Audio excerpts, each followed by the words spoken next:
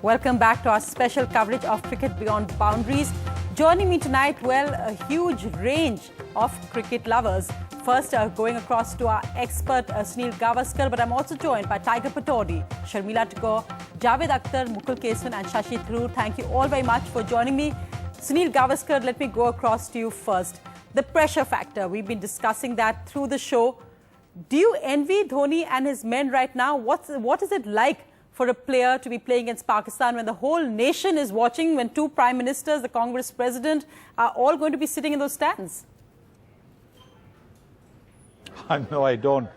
I don't envy Afridi's men either, because the hype created about this match is so much that people from both sides of the border just expect and just want their teams to win, and they're not going to tolerate failure. That's for sure. What exactly is the pressure like for a player to play against Pakistan? Ironically, of course, our key cricket rivals are Australia and South Africa, but Pakistan is just different. For you, as a former cricketer, tell us one of your key moments, the tension of playing against Pakistan. Well, because you're brought up to believe that, you know, Pakistan's been an old rival, this becomes the most important game of your life, and particularly if it has come after a gap, like this one has come after a long gap that India and Pakistan have played against each other. So it becomes a game where you want to do well, you certainly don't want to fail, and that adds to the pressure because you then do not play your natural game. Your natural game is the one where you're not under any pressure to succeed. And I think that's where these matches sometimes can turn. Right, Sunil Gavaskar, that's the view from you. Let's go across to, well, another former cricketer, one of our best-known, Tiger Patodi, and Sharmila Tagore, his wife. Do you think you've ever seen this much hype around a match? It's, of course, the time of 24/7 television as well. But has the hype surprised you? Well, there's always excitement, but this time really it's because there has been a very cooling off period between Pakistan and India, and this has given an opportunity for so many people from Pakistan to come across border. They're going to come and shop, watch cricket, see Indian movies. So there's so many people have come. I've already received so many calls, and of course every year the hype seems to be a little bit more. And this year it's so incredible that you know, Sri Lanka, Pakistan, and India are there. So I think there's going to be. Yes, because it's happening now, I feel that excitement is really palpable and very, you know, charged. Just before I go across to Sir, I'll go across to Shashi Tharoor, of course, the author of a book on 60 years of India-Pakistan cricket. Tell me, we've heard MS Dhoni earlier say that, well, it's just a game, it's just cricket. Can an India-Pakistan game ever be just cricket? Well, look, it's always a little more than just a game, but it's certainly not a war or not even an encounter between two countries beyond the sporting field. In other words, it's extremely unfair to oblige cricket to carry burdens that no other sport is expected to carry. Why should the victory or defeat between these two countries on the cricket field somehow be expected to stand for anything more than what it is? I think in that sense the point made by Dhoni and others is correct. See, a cricket team represents a nation. It doesn't symbolize it. This is not India that is losing. It is the Indian cricket team if it loses, and it's the Indian cricket team if it wins.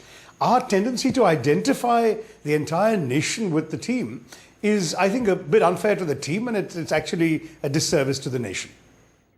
It's interesting you say that, because also what we've seen through the day and through those well, interviews of various fans coming in, that there also seems to have been a lot of goodwill generated. In a way, it almost seems like both countries, the people of both countries, are batting for peace. Javed Saab, your views on that? Yeah, but at the same time, it's a match, it's competition, and it's totally understandable that one would want his or her team to win. That is also there, but obviously, in spite of this competition, let there be some kind of sportsman spirit, let there be some grace and decency, and I think that is available. Grace and decency, something really, well, even in a gentleman's game like cricket, fading, but grace and decency is what we'll be looking for on that pitch tomorrow. Mukul Keswan, author, of course, historian and author of Men in White. You've expressed your concern about this hyper-nationalism, as it were, this whole terminology, the words a battle over a cricket match. Do you feel that we're showing that we're wearing jingoism on our sleeve? Well, I don't think it's dangerous. I just think it's vaguely demeaning, because India is nearly 70 years old. It's a mature republic. And the trouble with Indo-Pak one-day contests, limited over contests especially, is that suddenly our sense of patriotism or nationalism declines into a kind of Balkan-style frenzy. And I think that's unworthy of us, and which is why it's important to see the game in Mohali in not a rational way, that would be asking too much, but to see it as an intensely fought game of cricket and no more than that.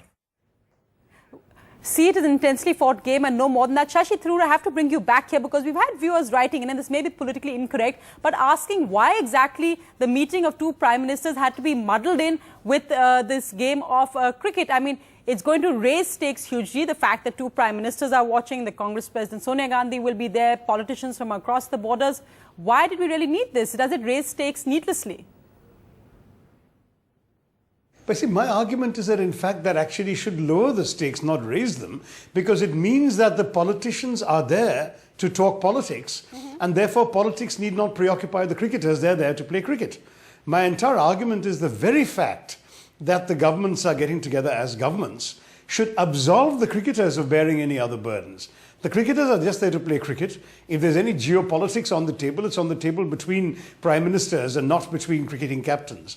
So in some ways, this situation actually should lower the pressure on the cricketers, because it says that we are rendering unto Caesar that which is Caesar's and leaving to the gladiators what is for the gladiators, that is to play their sport. NDTV's cricket app, Android and iPhone. Fastest scorecard, special analysis, and much more. Download free. ndtv.com/apps.